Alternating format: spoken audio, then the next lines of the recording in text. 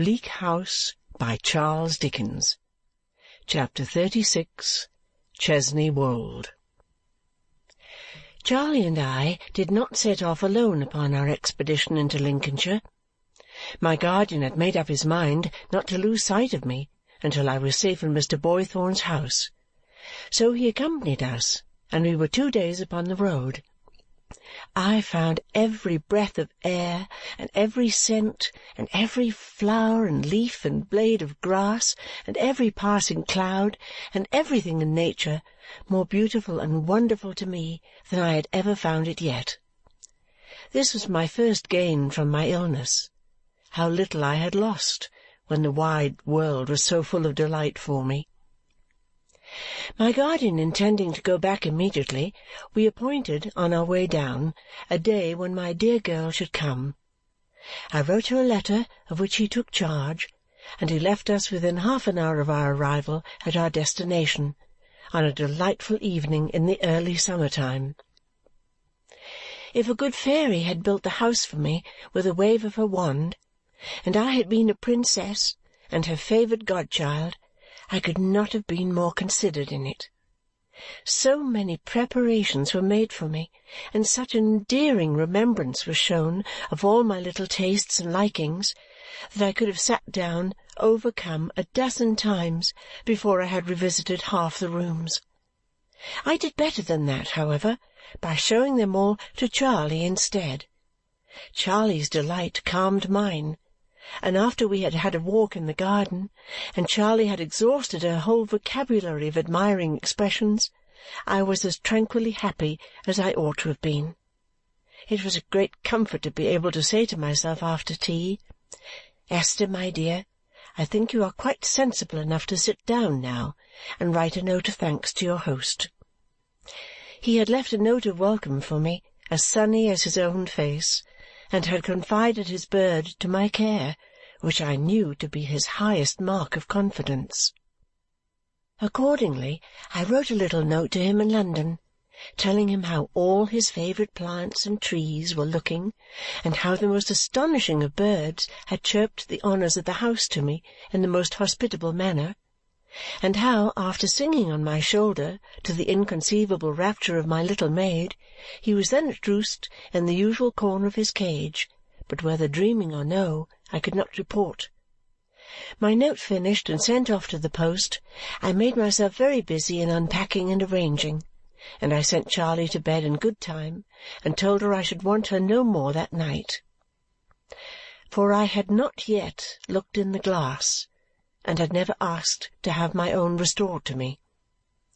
I knew this to be a weakness which must be overcome, but I had always said to myself that I would begin afresh when I got to where I now was. Therefore I had wanted to be alone, and therefore I said, "Now alone in my own room, Esther, if you are to be happy, if you are to have any right to pray, to be true-hearted, you must keep your word, my dear." I was quite resolved to keep it, but I sat down for a little while first to reflect upon all my blessings, and then I said my prayers and thought a little more. My hair had not been cut off, though it had been in danger more than once. It was long and thick. I let it down, and shook it out, and went up to the glass upon the dressing-table. There was a little muslin curtain drawn across it. I drew it back, and stood for a moment looking through such a veil of my own hair that I could see nothing else. Then I put my hair aside and looked at the reflection in the mirror, encouraged by seeing how placidly it looked at me. I was very much changed. Oh, very, very much. At first my face was so strange to me that I think I should have put my hands before it and started back, but for the encouragement I have mentioned. Very soon it became more familiar, and then I knew the extent of the alteration in it better than I had done at first. It was not like what I had expected, but I had expected nothing definite, and I dare say anything definite would have surprised me. I had never been a beauty, and had never thought myself one, but I had been very different from this It was all gone now. Heaven was so good to me that I could let it go with a few not bitter tears, and could stand there arranging my hair for the night, quite thankfully. One thing troubled me, and I considered it for a long time before I went to sleep. I had kept Mr. Woodcourt's flowers. When they were withered, I had dried them and put them in a book that I was fond of. Nobody knew this, not even Ada. I was doubtful whether I had a right to preserve what he had sent to one so different, whether it was generous towards him to do it. I wished to be generous to him, even in the secret depths of my heart, which he would never know, because I could have loved him, could have been devoted to him. At last I came to the conclusion that I might keep them, if I treasured them, only as a remembrance of what was irrevocably past and gone, never to be looked back on any more, in any other light. I hope this may not seem trivial. I was very much in earnest. I took care to be up early in the morning, and to be before the glass when Charley came in on tiptoe. "Dear, dear miss!" cried Charley, starting. "Is that you?" "Yes, Charley," said I, quietly putting up my hair, "and I am very well indeed, and very happy." I saw it was a weight off Charley's mind, but it was a greater weight off mine. I knew the worst now, and was composed to it.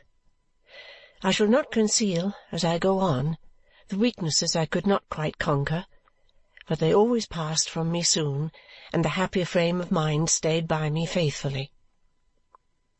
Wishing to be fully re-established in my strength and in my good spirits before Ada came, I now laid down a little series of plans with Charley for being in the fresh air all day long. We were to be out before breakfast, and were to dine early, and were to be out again before and after dinner, and were to talk in the garden after tea, and were to go to rest betimes, and were to climb every hill and explore every road, lane, and field in the neighbourhood. As to restoratives and strengthening delicacies, Mr. Boythorn's good housekeeper was for ever trotting about with something to eat or drink in her hand. I could not even be heard of as resting in the park, but she would come trotting after me with a basket, her cheerful face shining with a lecture on the importance of frequent nourishment.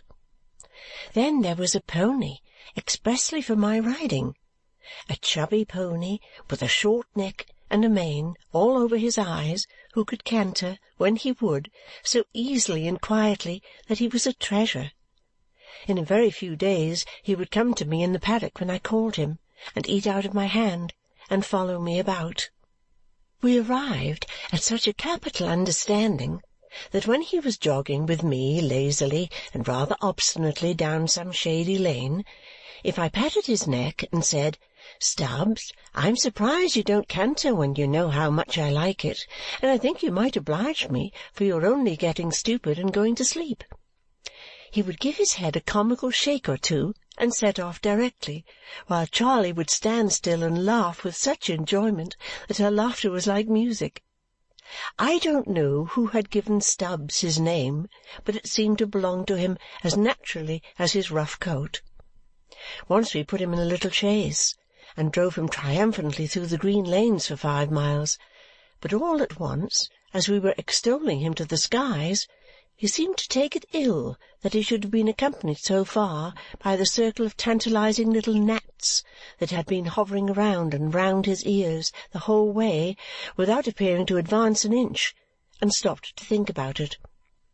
I suppose he came to the decision that it was not to be borne, for he steadily refused to move until I gave the reins to Charley and got out and walked, when he followed me with a sturdy sort of good humour, putting his head under my arm and rubbing his ear against my sleeve.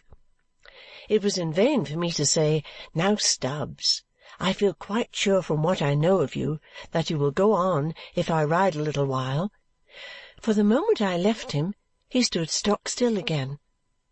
Consequently I was obliged to lead the way as before, and in this order we returned home, to the great delight of the village. Charley and I had reason to call it the most friendly of villages, I am sure, for in a week's time the people were so glad to see us go by, though ever so frequently in the course of a day, that there were faces of greeting in every cottage. I had known many of the grown people before, and almost all the children, but now the very steeple began to wear a familiar and affectionate look. Among my new friends was an old woman who lived in such a little thatched and whitewashed dwelling that when the outside shutter was turned up on its hinges it shut up the whole house front.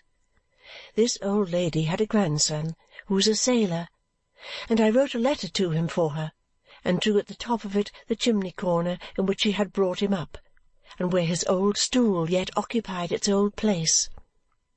This was considered by the whole village the most wonderful achievement in the world, but when an answer came back all the way from Plymouth, in which he mentioned that he was going to take the picture all the way to America, and from America would write again, I got all the credit that ought to have been given to the post-office, and was invested with the merit of the whole system. Thus, what with being so much in the air, playing with so many children, gossiping with so many people, sitting on invitation in so many cottages, going on with Charley's education, and writing long letters to Ada every day, I had scarcely any time to think about that little loss of mine, and was almost always cheerful.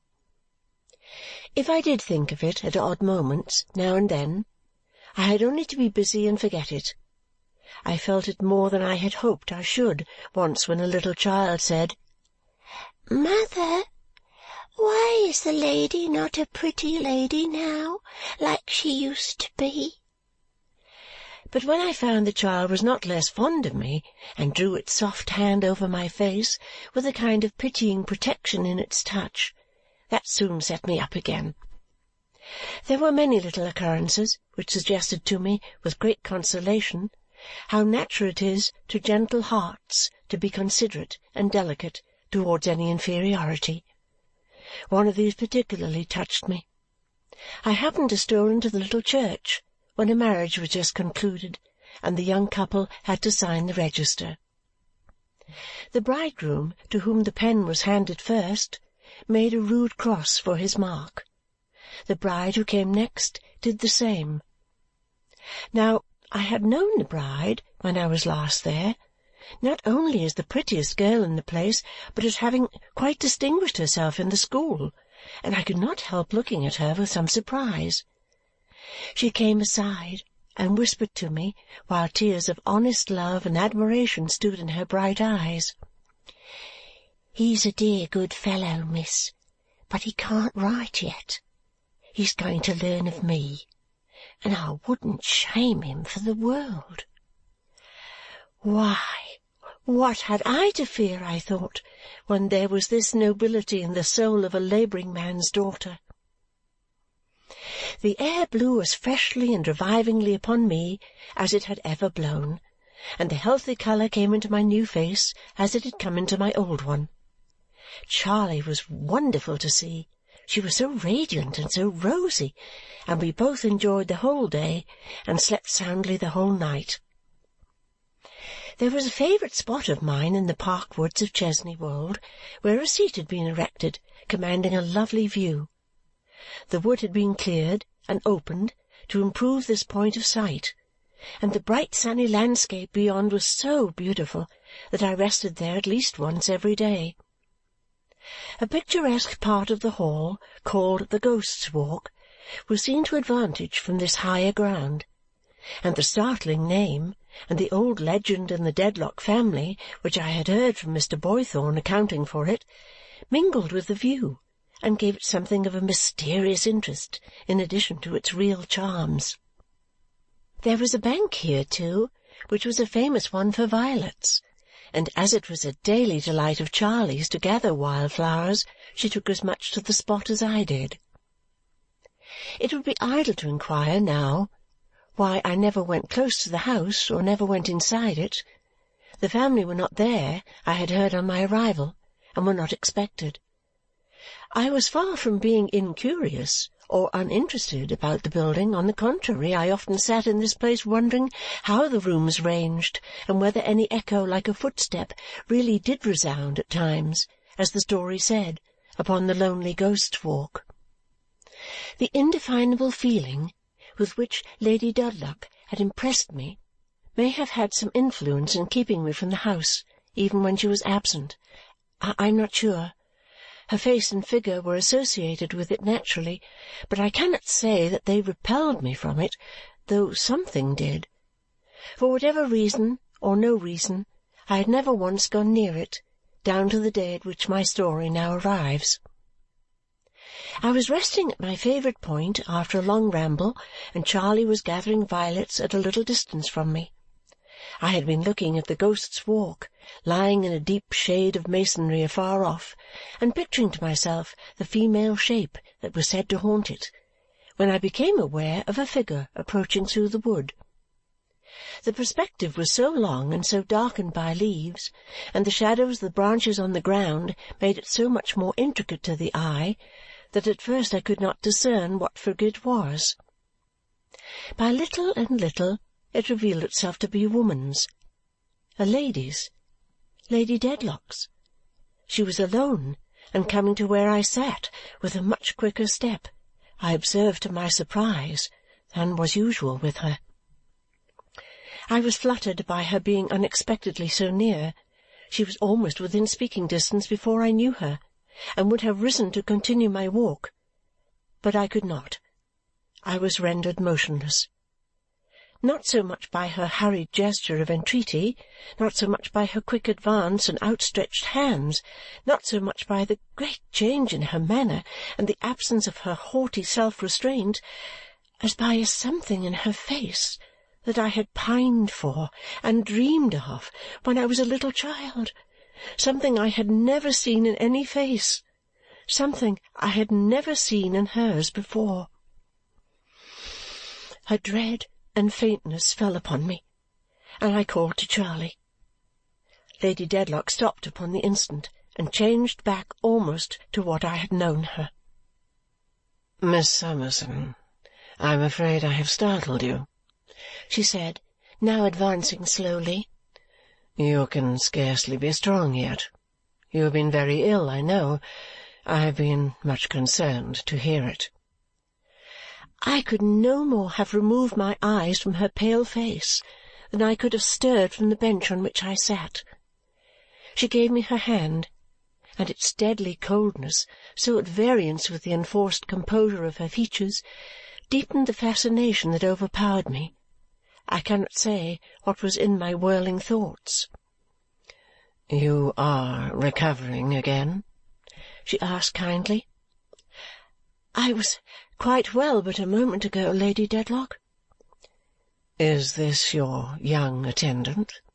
"Yes." "Will you send her on before and walk towards your house with me?" "Charley," said I, "take your flowers home, and I will follow you directly." Charley, with her best curtsy, blushingly tied on her bonnet and went her way. When she was gone, Lady Dedlock sat down on the seat beside me. I cannot tell in any words what the state of my mind was when I saw in her hand my handkerchief with which I had covered the dead baby. I looked at her, but I could not see her. I could not hear her. I could not draw my breath. The beating of my heart was so violent and wild that I felt as if my life were breaking from me. But when she caught me to her breast, kissed me, wept over me, compassionated me, and called me back to myself, when she fell down on her knees and cried to me, "Oh, my child, my child, I am your wicked and unhappy mother. Oh, try to forgive me." When I saw her at my feet on the bare earth, in her great agony of mind, I felt, through all my tumult of emotion, a burst of gratitude to the providence of God that I was so changed as that I never could disgrace her by any trace of likeness, as that nobody could ever now look at me and look at her and remotely think of any near tie between us. I raised my mother up, praying and beseeching her not to stoop before me in such affliction and humiliation. I did so in broken, incoherent words, for besides the trouble I was in, it frightened me to see her at my feet. I told her, or I tried to tell her, that if it were for me, her child, under any circumstances, to take upon me to forgive her, I did it, and had done it many, many years ago. I told her that my heart overflowed with love for her, that it was natural love, which nothing in the past had changed or could change, that it was not for me, then resting for the first time on my mother's bosom, to take her to account for having given me life, but that my duty was to bless her and receive her, though the whole world turned from her, and that I only asked her leave to do it. I held my mother in my embrace, and she held me in hers, and among the still woods, in the silence of the summer day, there seemed to be nothing but our two troubled minds that was not at peace. "To bless and receive me," groaned my mother. "It is far too late. I must travel my dark road alone, and it will lead me where it will. From day to day, sometimes from hour to hour, I do not see the way before my guilty feet. This is the earthly punishment I have brought upon myself. I bear it, and I hide it." Even in the thinking of her endurance, she drew her habitual air of proud indifference about her like a veil, though she soon cast it off again. "I must keep this secret, if by any means it can be kept, not wholly for myself. I have a husband, wretched and dishonouring creature that I am." These words she uttered with a suppressed cry of despair, more terrible in its sound than any shriek. Covering her face with her hands, she shrank down in my embrace, as if she were unwilling that I should touch her, nor could I, by my utmost persuasions or by any endearments I could use, prevail upon her to rise. She said, no, no, no, she could only speak to me so. She must be proud and disdainful everywhere else. She would be humbled and ashamed there in the only natural moments of her life. My unhappy mother told me that in my illness she had been nearly frantic. She had but then known that her child was living. She could not have suspected me to be that child before. She had followed me down here to speak to me but once in all her life. We never could associate, never could communicate, never, probably from that time forth, could interchange another word on earth. She put into my hands a letter she had written for my reading only, and said when I had read it and destroyed it, but not so much for her sake, since she asked nothing, as for her husband's and my own, I must evermore consider her as dead. If I could believe that she loved me in this agony in which I saw her, with a mother's love, she asked me to do that, for then I might think of her with a greater pity, imagining what she suffered. She had put herself beyond all hope, and beyond all help. Whether she preserved her secret until death, or it came to be discovered, and she brought dishonour and disgrace upon the name she had taken, it was her solitary struggle always, and no affection could come near her, and no human creature could render her any aid. "But is the secret safe so far?" I asked. "Is it safe now, dearest mother?" "No," replied my mother. "It has been very near discovery. It was saved by an accident. It may be lost by another accident. To-morrow. Any day." "Do you dread a particular person?"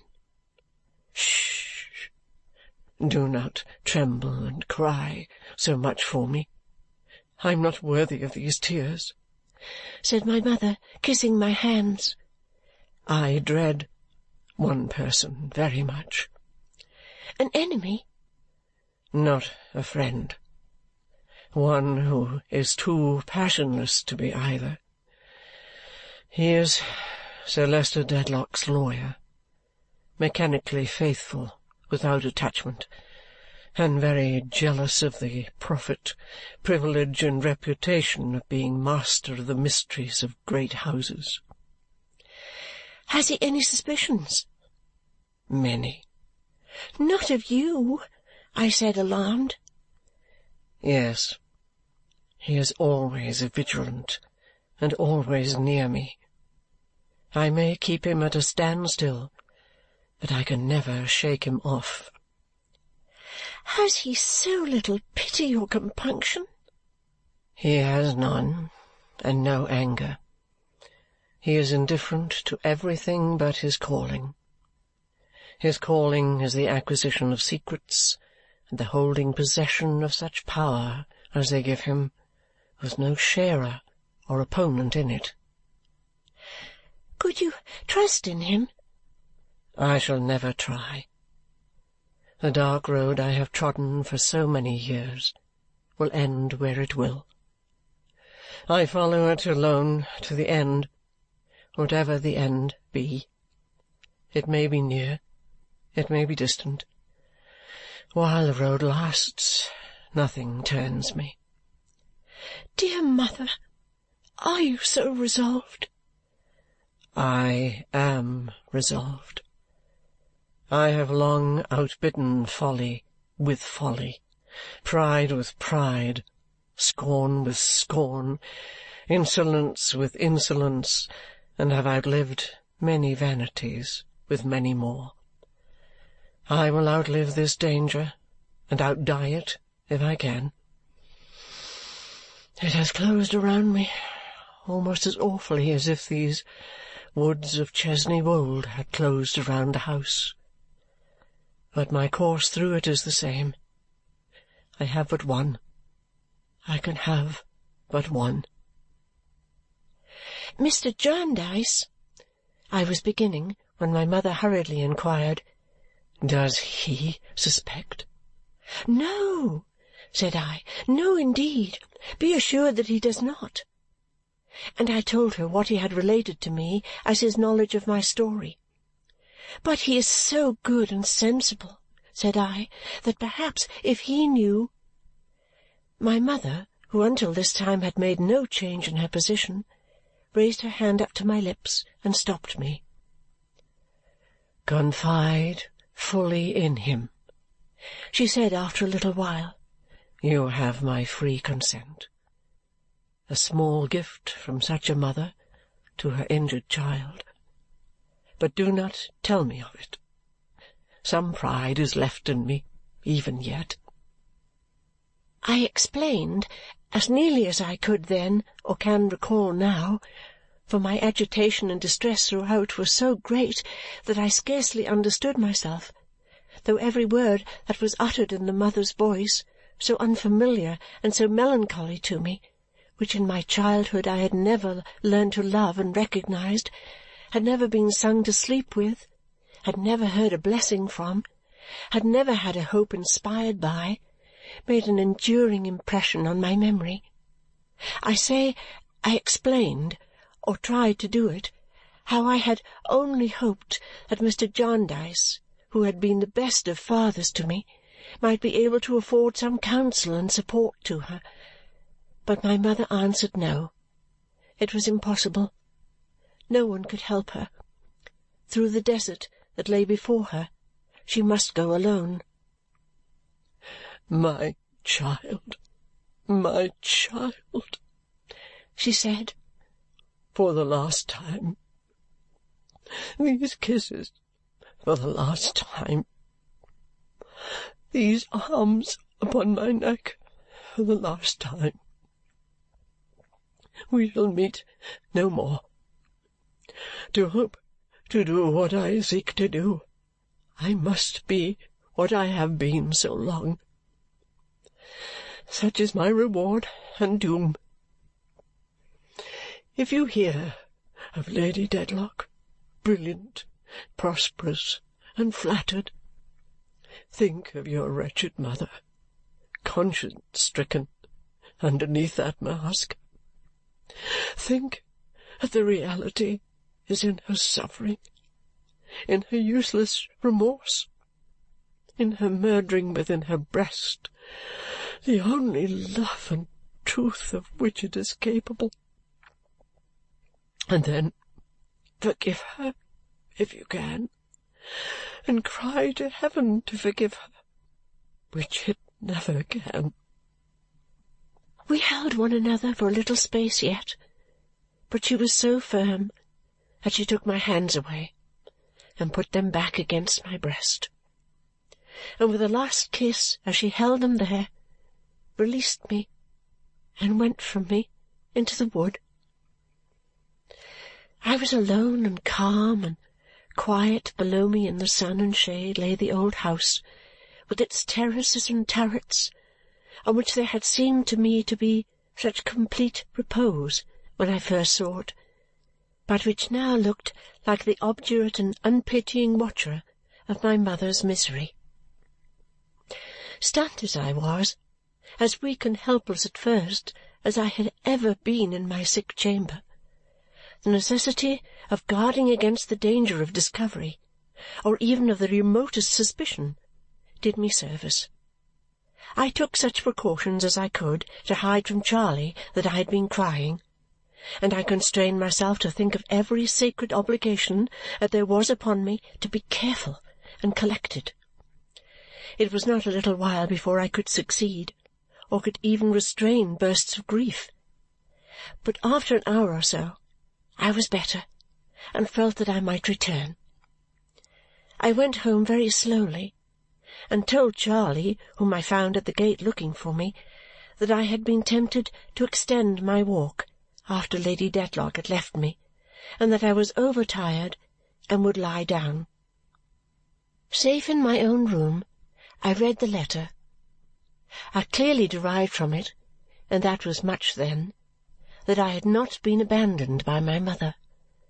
Her elder and only sister, the godmother of my childhood, discovering signs of life in me when I had been laid aside as dead, had in her stern sense of duty, with no desire or willingness that I should live, reared me in rigid secrecy, and had never again beheld my mother's face from within a few hours of my birth. So strangely did I hold my place in this world that until within a short time back I had never, to my own mother's knowledge, breathed, had been buried, had never been endowed with life, had never borne a name. When she had first seen me in the church, she had been startled, and had thought of what would have been like me if it had ever lived, and had lived on. But that was all then. What more the letter told me needs not to be repeated here. It has its own times and places in my story. My first care was to burn what my mother had written, and to consume even its ashes. I hope it may not appear very unnatural or bad in me that I then became heavily sorrowful to think I had ever been reared, that I felt as if I knew it would have been better and happier for many people if indeed I had never breathed, that I had a terror of myself as the danger and the possible disgrace of my own mother and of a proud family name, that I was so confused and shaken as to be possessed by a belief that it was right and had been intended that I should die in my birth, and that it was wrong and not intended that I should be then alive. These are the real feelings that I had. I fell asleep worn out, and when I awoke I cried afresh to think that I was back in the world with my load of trouble for others. I was more than ever frightened of myself, thinking anew of her against whom I was a witness, of the owner of Chesney Wold, of the new and terrible meaning of the old words, now moaning in my ear like a surge upon the shore. "Your mother, Esther, was your disgrace, and you are hers. The time will come, and soon enough, when you will understand this better, and will feel it too, as no one save a woman can." With them these other words returned. "Pray daily that the sins of others be not visited upon your head." I could not disentangle all that was about me, and I felt as if the blame and the shame were all in me, and the visitation had come down. The day waned into a gloomy evening, overcast and sad, and I still contended with the same distress. I went out alone, and after walking a little in the park, watching the dark shades falling on the trees and the fitful flight of the bats, which sometimes almost touched me, was attracted to the house for the first time. Perhaps I might not have gone near it if I had been in a stronger frame of mind. As it was, I took the path that led close by it. I did not dare to linger or to look up, but I passed before the terrace garden with its fragrant odours, and its broad walks, and its well-kept beds and smooth turf, and I saw how beautiful and grave it was, and how the old stone balustrades and parapets, and wide flights of shallow steps, were seamed by time and weather, and how the trained moss and ivy grew about them, and around the old stone pedestal of the sun-dial, and I heard the fountain falling. Then away went by long lines of dark windows, diversified by turreted towers, and porches of eccentric shapes, where old stone lions and grotesque monsters bristled outside dens of shadow and snarled at the evening gloom over the escutcheons they held in their grip. Thence the path wound underneath a gateway and through a courtyard where the principal entrance was. I hurried quickly on, and by the stables where none but deep voices seemed to be, whether in the murmurings of the wind through the strong mass of ivy holding to a high red wall, or in the low complaining of the weathercock, or in the barking of the dogs, or in the slow striking of a clock. So, encountering presently a sweet smell of limes, whose rustling I could hear, I turned with the turning of the path to the south front, and there above me were the balustrades of the Ghost's Walk, and one lighted window that might be my mother's. The way was paved here like the terrace overhead, and my footsteps from being noiseless made an echoing sound upon the flags. Stopping to look at nothing, but seeing all I did see as I went, I was passing quickly on, and in a few moments should have passed the lighted window, when my echoing footsteps brought it suddenly into my mind that there was a dreadful truth in the legend of the Ghost's Walk, that it was I who was to bring calamity upon the stately house, and that my warning feet were haunting it even then. Seized with an augmented terror of myself which turned me cold, I ran from myself and everything, retraced the way by which I had come, and never paused until I gained the lodge gate and the park lay sullen and black behind me. Not before I was alone in my own room for the night, and had again been dejected and unhappy there, did I begin to know how wrong and thankless this state was. But from my darling, who was coming on the morrow, I found a joyful letter, full of such loving anticipation that I must have been of marble if it had not moved me. From my guardian, too, I found another letter, asking me to tell Dame Durden, if I should see that little woman anywhere, that they had moped most pitiably without her, that the housekeeping was going to wreck and ruin, that nobody else could manage the keys, and that everybody in and about the house declared it was not the same house and was becoming rebellious for her return. 2 such letters together made me think how far beyond my deserts I was beloved and how happy I ought to be. That made me think of all my past life, and that brought me, as it ought to have done before, into a better condition. For I saw very well that I could not have been intended to die, or I should never have lived, not to say should never have been reserved for such a happy life. I saw very well how many things had worked together for my welfare, and that if the sins of the fathers were sometimes visited upon the children, the phrase did not mean what I had in the morning feared it meant. I knew I was as innocent of my birth as a queen of hers, and that before my heavenly Father I should not be punished for birth, nor a queen rewarded for it. I had had experience, in the shock of that very day, that I could, even thus soon, find comforting reconcilements to the chains that had fallen on me. I renewed my resolutions, and prayed to be strengthened in them, pouring out my heart for myself and for my unhappy mother, and feeling that the darkness of the morning was passing away. It was not upon my sleep, and when the next day's light awoke me, it was gone. My dear girl was to arrive at 5 o'clock in the afternoon. How to help myself through the intermediate time better than by taking a long walk along the road by which she was to come, I did not know. So Charley and I and Stubbs saddled, for we never drove him after the one great occasion, made a long expedition along that road and back.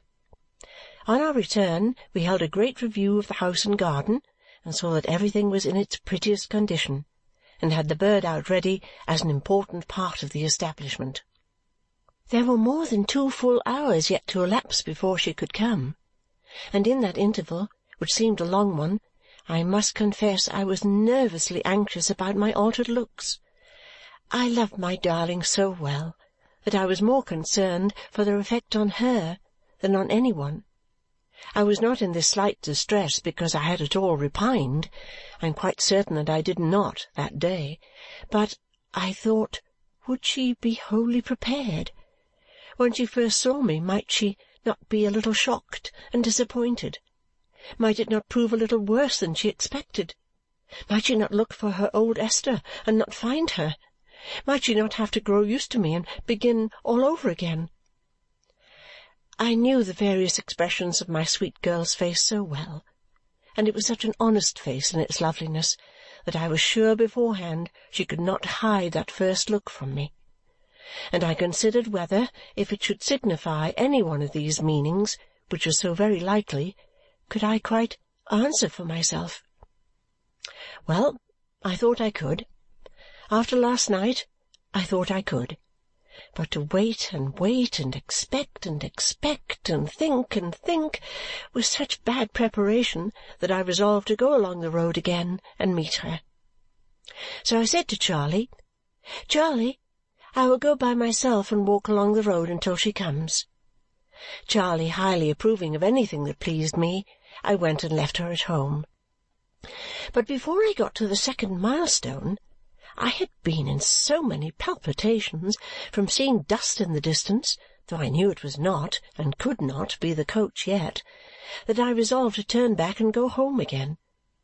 And when I had turned, I was in such fear of the coach coming up behind me, though I still knew that it neither would nor could do any such thing, that I ran the greater part of the way to avoid being overtaken. Then I considered, when I had got safe back again, this was a nice thing to have done. Now I was hot and had made the worst of it instead of the best. At last, when I believed there was at least 1/4 of an hour more yet, Charley all at once cried out to me as I was trembling in the garden, "Here she comes, miss! Here she is!" I did not mean to do it, but I ran upstairs into my room and hid myself behind the door. There I stood trembling, even when I heard my darling calling as she came upstairs, "Esther, my dear, my love, where are you? Little woman, dear Dame Durden." She ran in, and was running out again when she saw me. Ah, my angel girl! The old dear look, all love, all fondness, all affection, nothing else in it. No, nothing, nothing. Oh, how happy I was, down upon the floor, with my sweet, beautiful girl down upon the floor too, holding my scarred face to her lovely cheek, bathing it with tears and kisses, rocking me to and fro like a child, calling me by every tender name that she could think of, and pressing me to her faithful heart. End of chapter 36.